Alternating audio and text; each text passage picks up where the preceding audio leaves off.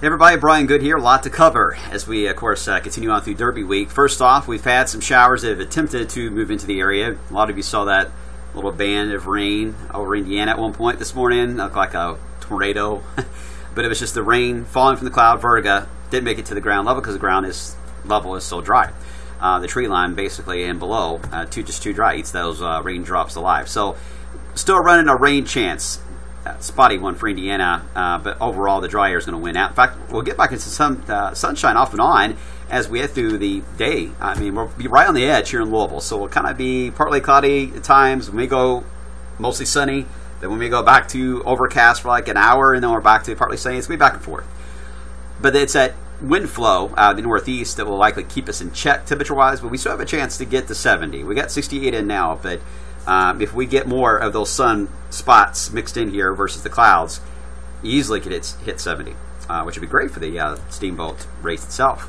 And here's, again, the dry air. Anytime you see yellows, so the greens, telling you how dry the atmosphere is, it's not really supportive of rain. In fact, you got to go all the way down to Tennessee to run into a little more of a more humid atmosphere, and we'll get into that setup later tonight. So a lot of this rain that's producing a lot of flooding now in Missouri is going to arc itself more. This first little lead wave, if you look carefully, you can see how it kind of tries to stretch out its legs a little bit. It's going to work its way to the northeast. So it'll just graze into Indiana, and depending on how much dry air we have in place when it passes through, we'll determine if we're getting rain here in Louisville, and that's why we get a small rain chance to account for that small potential. Otherwise, we really won't be dealing much with rain until tonight, until we see more development in Arkansas, and then that will move in here.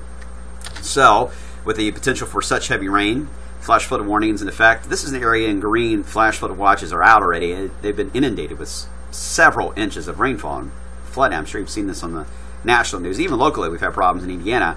So our northern counties under the flood watch, effective tonight through Oaks morning. There is a chance we may see that extended more to the south. Weather Service is trying to figure out exactly how Thursday is going to play out, and I'll show you why that's a challenge in a second. But you see the county, if you're in a blue or a light green color, you're in decent shape. If you're more into the darker greens or yellows, then you're right on the edge of a flash flooding potential. For example, in Louisville, we can handle about 2 inches over a 3-hour period, but if we get that all at once, then we run into problems. So we will likely see flash flood watches extended. Just don't know exactly how they'll place it yet. So let's get right into it. Here's Futurecast showing this afternoon. We'll see that little wave try to approach midday today. Otherwise, partly to mostly sunny at times. And again, upper 60s. Can't roll out of 70. Then tonight we begin to get into more of the showers. Even if a few rumbles of thunder, I wouldn't rule that out for the later on tonight. Tomorrow morning, though, that's when we're going to have some showers and some heavy downpours passing through. But here is the key on tomorrow is the low track is still an issue. It's looking more likely it's going to be right along the Ohio River is how it's going to angle itself. And it's not a really tight low. It's relatively dispersed. So the circulation will be fairly broad moving through. But we will have an east-southeast wind into the afternoon period, which is a warming wind. So there's a chance if we get more warm air involved in this, we'll see these downpours become a little more scattered. But the downside to that is you create some instability, and then you get thunderstorms to then develop. And some heavy rain and lightning near parade time. Now, so there's a benefit to this. When you get into a warmer flow like that, that can create some breaks in the rain, which is good. It can create some sunshine to break through at times. That's good, especially at parade time. The bad, it can lead to thunderstorms to develop with lightning and thunder, and it will only enhance the already strong wind fields we will have in the area, so it's going to be a windy day period, but you add a partly sunny sky into it, the winds really ramp up. So there's a give and take kind of deal with this. There's not really one piece of good news I can focus on for the parade. It's just that there is a potential for a gap. And it wouldn't surprise me that there will be a gap at some point in the parade. But it's that lightning that's most dangerous, having everybody outside. So that's something we'll just have to just wait until tomorrow, guys. I'm sorry. It's a nowcasting event.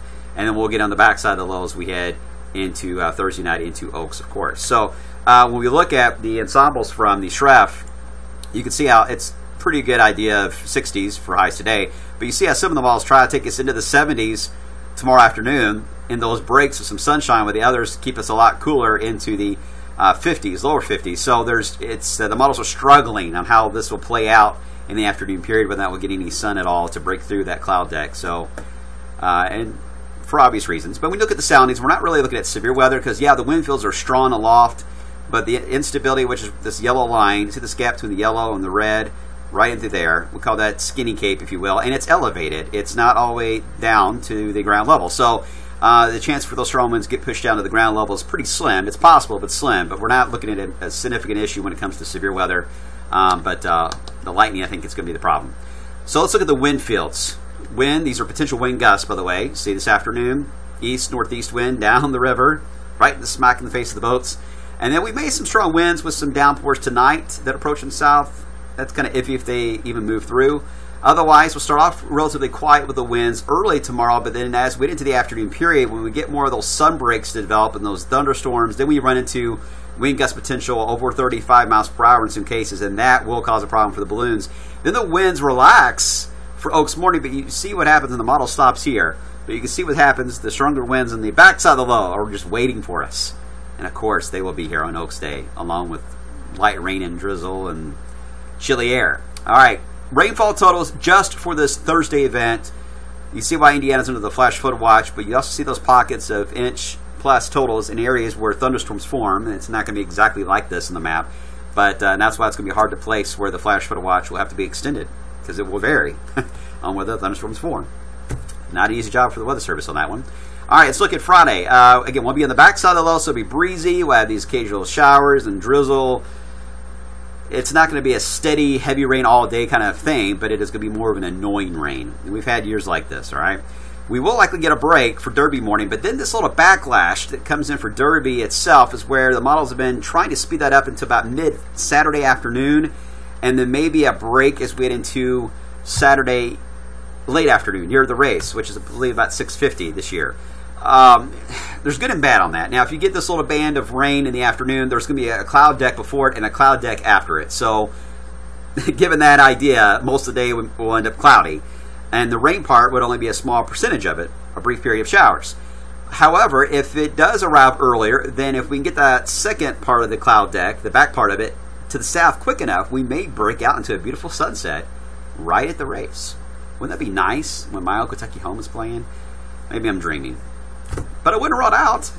Everything's all about timing, guys. And then, speaking of that, we will likely clear out, and then we run into a potential for a frost. Derby night into Sunday morning. Don't throw anything at me, okay? Sunday morning, potential for a frost. We'll worry about that as we get closer, but heads up on that. Real quick for you long-term folks, looking ahead already to Mother's Day. We do warm up ahead of Mother's Day weekend, but another trough, little cool pattern does dig in at the start of Mother's Day weekend. We should be pulling out of it by that Sunday. How quickly is still questionable, but at this point we'll go with a higher rain chance at the front end of Mother's Day weekend and drier for Mother's Day itself. I'm sure that will change, though, given how the pattern is. It's a blocking pattern. A lot of mistakes the models can make in that kind of a deal. All right, so stay tuned.